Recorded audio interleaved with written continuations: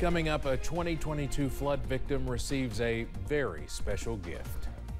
Dedicated to Eastern and Southern Kentucky, this is WYMT Mountain News at 11. Good evening, I'm Steve Hensley. The life-altering floods in July of 2022 forever changed the landscape and the people of Eastern Kentucky. Vanessa Baker, a wife, mother, and grandmother, was the only person never found. Her husband, Farmer, has not stopped looking for her. He was recently able to move into a new house built on higher, drier ground, and now a piece of his past is coming home. It's taken a long time, but a special keepsake is finally where it belongs. Kelsey Soto has the story. Just like an old man. You got it. 63-year-old. Some of you might have seen Farmer Baker's story over the summer. I still feel young anyway. But more importantly, the woman who needed to see it did. Lord have mercy. I just sat down and cried. Farmer lost his home and his whole world in late July of 2022 as floods washed through the River Caney.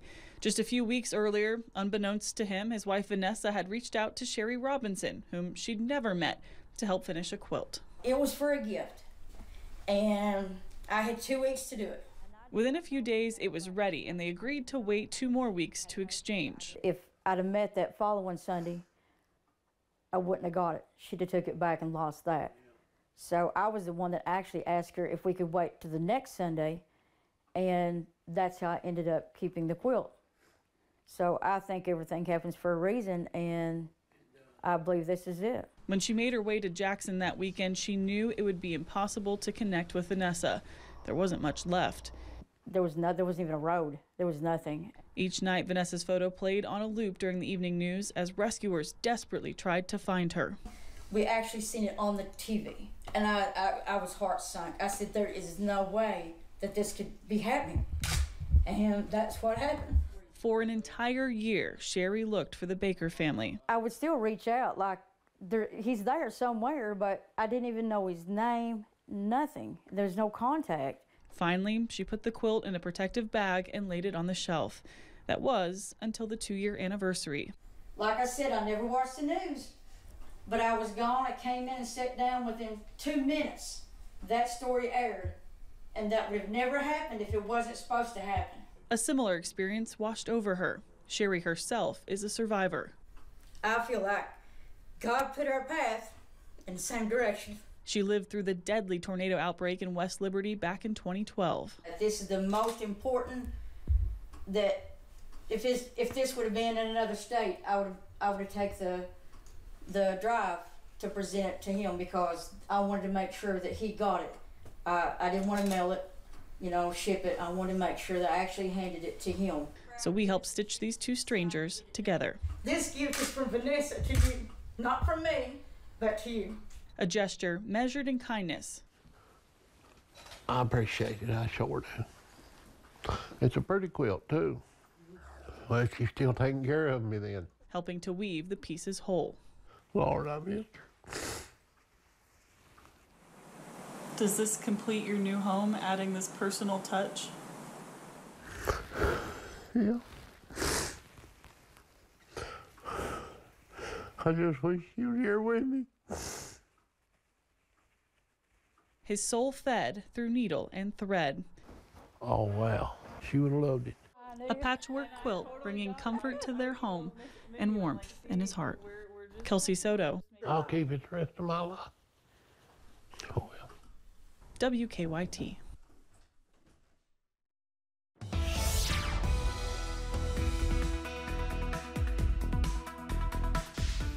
Wow, we had temperatures today in the 60s, but you wouldn't have known it unless by chance you were awake at 12:15 this morning. That's when we hit our high, and then temperatures fell throughout the day. Headlines for tonight play out like this. We'll see mid-50s again for your Wednesday. Wet travel conditions in the afternoon and evening hours is certainly a main contender, and temperatures are going to bottom out as we go throughout the weekend. Overnight lows will be in the teens. Again, We had temperatures in the 60s. We reached our high at midnight. Temperatures fell throughout the day.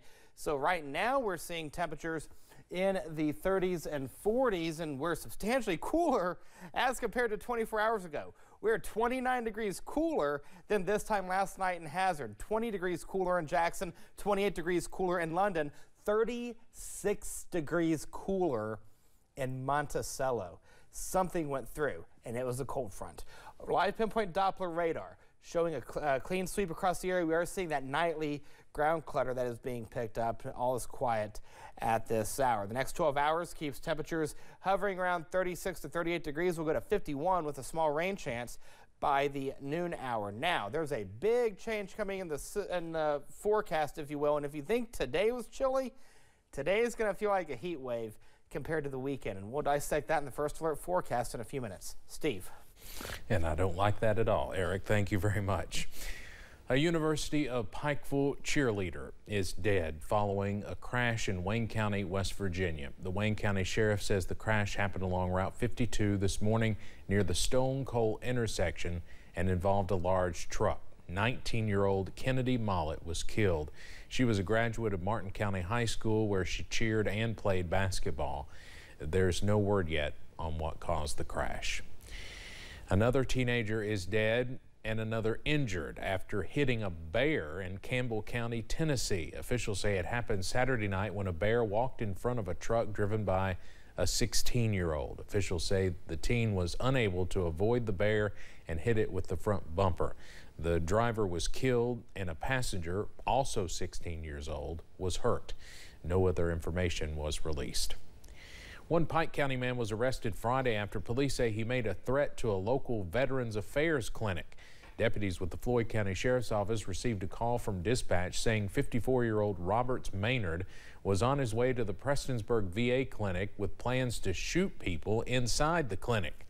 He was stopped near Ivell by the Sheriff's Department with a loaded gun found in the floorboard where he was sitting. After resisting arrest, he was detained. Deputies say it was a multi-agency effort to intervene and de-escalate. It was 3 agencies, State Police, the Floyd County Sheriff's Office, and the Prestonsburg Police Department all working together just to make sure that everybody at that facility was safe.